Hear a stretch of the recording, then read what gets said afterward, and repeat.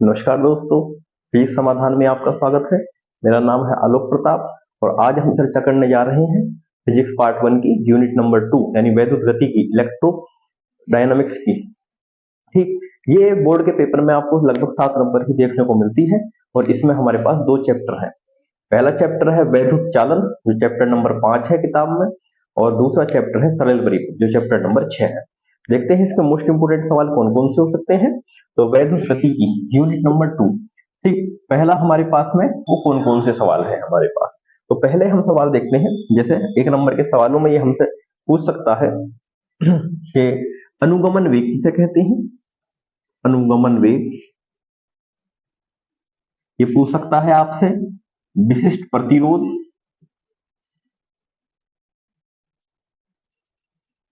ठीक, इसकी परिभाषा पूछ सकता है। और विशिष्ट प्रतिरोध का मात्रक जैसे ओम मीटर, ओम मीटर इसका हमारे पास में मात्रक है। इसी तरीके से वैद्युत चालकता, ठीक, ये हमारे पास में सवाल बनते हैं। बहुविकल्पीय प्रश्नों की अगर हम बात करें तो इसमें ये पूछ सकता है आपके पास में किरचॉफ का नियम है वो आवेश संरक्षण नियम है, और किरचॉफ का जो दूसरा नियम है वो हमारे पास में ऊर्जा संरक्षण नियम है। ठीक, अगले और क्वेश्चन हमारे पास जो बनते हैं, जैसे अभी पिछले 2 साल पहले इसमें एक सवाल आया है अनओमीय परिपथ पर, तो आप इसे जरूर तैयार कर लें। ओमीय व अनओमीय परिपथ, अनओमीय परिपथ, ये देख लें कौन कौन से होते हैं, ओमीय और अनओमीय परिपथ कौन कौन से होते हैं। इसके अलावा हम और बहुविकल्प अगर बात करें, जैसे ये आपको ग्राफ दे सकता है। जैसे ग्राफ दे दिया, इस पर हमने वोल्टेज ले ली और इस पर हमने धारा ले ली, और ये कोण इसने tan थीटा दे दिया। पूछता है कि तो प्रतिरोध कैसे निकालेंगे। तो प्रतिरोध निकालने का ही में तरीका होता है, अगर ये इस तरह एक्सिस पर ली हुई है तो R बराबर हमारे पास में V/I, यानी ये tan थीटा से हमारे पास में निकल जाएगा। इस तरीके से इसे कैलकुलेट कर लेंगे। 1 नंबर का सवाल आप इसमें और तैयार करेंगे। जैसे हो सकता है 1 किलोवाट घंटा, 1 किलोवाट घंटा या 1 यूनिट, ये क्या होता है। ठीक, 1 यूनिट। ठीक, तो इसमें परिभाषा के लिए, तो आप अगर परिभाषा इसमें पूछता है तो आप कह सकते हैं कि यदि कोई 1 किलोवाट का कोई परिपथ है, 1 घंटे तक जितनी ऊर्जा का वो वहन करता है उसे हम 1 किलोवाट घंटा कहते हैं।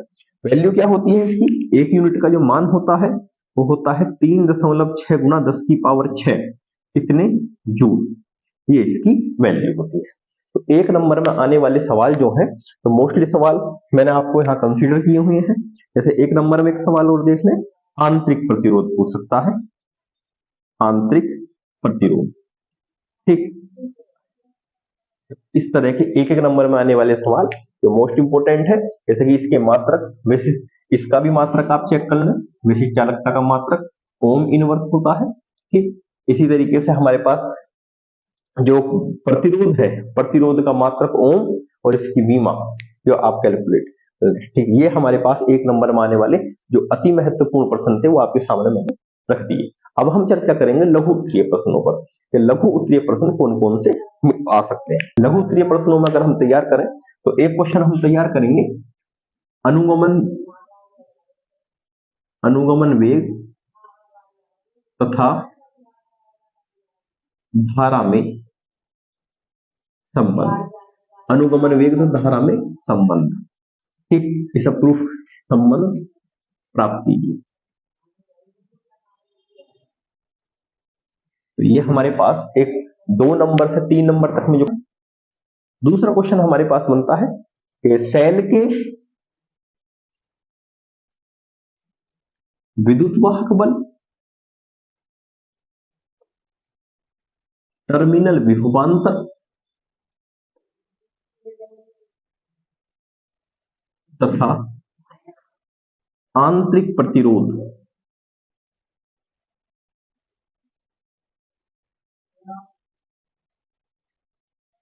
में संबंध। तो ये 2 संबंध है। आपको एक क्वेश्चन लगने की संभावना है इन दोनों में, शायद आपको एक क्वेश्चन यहाँ पर मिल जाए। अब हम बात करते हैं दीर्घ उत्तरीय प्रश्नों की। दीर्घ उत्तरीय प्रश्न कौन कौन सवाल हो सकते हैं? दो ही सवाल आपको बता रहा हूं दीर्घ उत्तरीय प्रश्नों में से। एक सवाल आपको स्वाभाविक रूप से मिल जाएगा, ठीक। जैसा ये पूछ सकता है किरचॉफ के नियम लिखिए,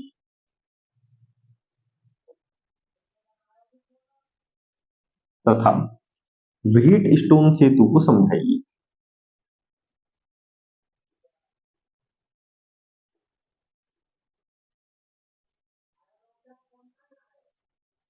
एक क्वेश्चन ये है। और अगला क्वेश्चन हम इस यूनिट में से तैयार करेंगे, वो है हमारे पास में ओम के नियम का निगमन कीजिए। ओम के नियम का निगमन कीजिए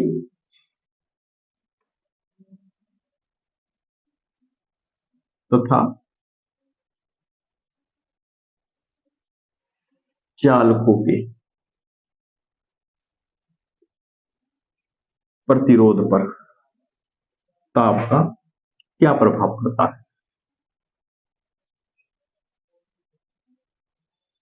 तो इन दो क्वेश्चनों में से यहां स्वाभाविक सी बात है एक क्वेश्चन आपको जरूर देखने को मिलेगा। इन 4 क्वेश्चन को तैयार करने लगभग आपको 5 नंबर पे ये 4 क्वेश्चन ही दे जाएंगे। अब आते हैं आंकिक प्रश्नों पर। कभी कभी ऐसा होता है कि ये वाला पार्ट निगमन तक देता है, इसके आगे का पार्ट नहीं देता, या फिर किरचॉफ के नियम देता है, इसके आगे का वाला पार्ट नहीं देता। तो तब ये हमारे पास इसके साथ न्यूमेरिकल लगाएगा, और ये न्यूमेरिकल हमारे पास 2 नंबर तक का मिलता है। इस तरह का आंकिक प्रश्न हो सकते हैं, इन्हें अलग सा कवर कर रहे हैं। आंकिक प्रश्न देख लेते हैं एक बार कि किस तरह के आंकिक प्रश्न आपको देखने को मिलेंगे। जैसे हमारे पास एक आंकिक प्रश्न इसमें देखने को मिलेगा हमें, यदि किसी तार की लंबाई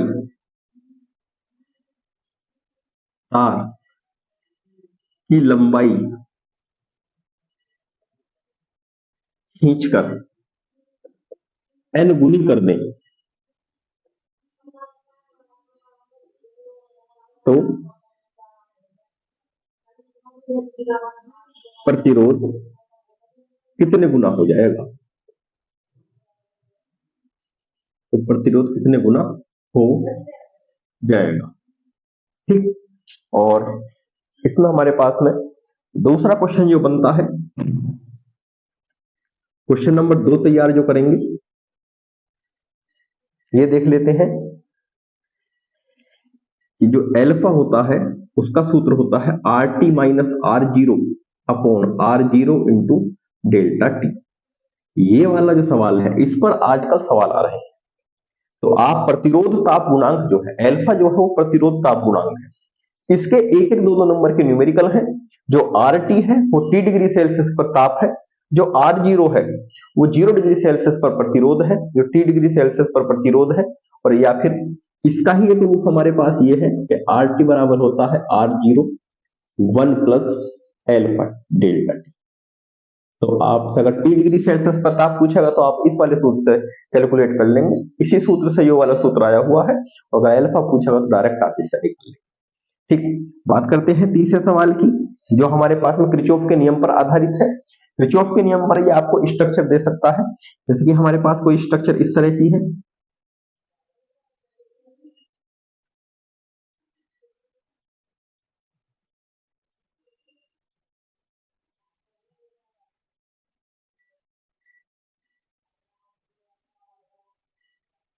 ये कोई डिजिट दे देगा आपको, 2 दे दिया, 4 दे दिया, 2 ओम, 4 ओम, ये 5 ओम दे दिया, ये एक्स दे दिया, ठीक। ये हमारे पास में 6 ओम दे दिया, 0.5 ओम दे दिया, 3 वोल्ट दे दिया। तो आपसे कुल धारा पूछ सकता है, प्रतिरोध x का मान पूछ सकता है। इसमें जो पूछेगा कुल धारा I पूछेगा, I1 पूछेगा आपसे, I2 पूछेगा। व्हीट स्टोन ब्रिज पर आधारित सवाल है, ऐसे आपको बहुत सारे सवाल मिल जाएंगे देखने के लिए। तो इस तरह के सवाल आप 1-2 सवाल इस तरह के कर लें। इसी तरीके से और स्ट्रक्चर के जो सवाल हमारे पास आते हैं, और स्ट्रक्चर के सवाल जैसे हमारे पास आते हैं, 4 माइक्रोफैराड दे दिया, 6 माइक्रोफैराड दे दिया, ये 2 4 ओम दे दिया, ये 5 ओम दे दिया। ठीक, तो इस तरह के सवाल आप तैयार कर लें। कोई बैटरी लगा दी, ठीक है, जैसे हमारे पास में 5 वोल्ट की बैटरी लगा दी, तो इस तरह के सवाल आपको देखने को मिल सकते हैं। ठीक, छोटा सा प्रतिरोध भी कभी कभी लगा देता है, तो ये आंतरिक प्रतिरोध कहते हैं। 0.5 ओम या 1 ओम ये हो सकता है। तो इस तरीके से आपसे ये धारा के मान कैलकुलेट करा सकता है, कुल आवेश कैलकुलेट करा सकता है। तो ये है हमारे पास में वैद्युत गति की यानी यूनिट नंबर 2, जो कि 7 नंबर में आती है। तो बहुत ही कम काम है 7 नंबर में, आप सभी लोग इसे तैयार कर लें। धन्यवाद।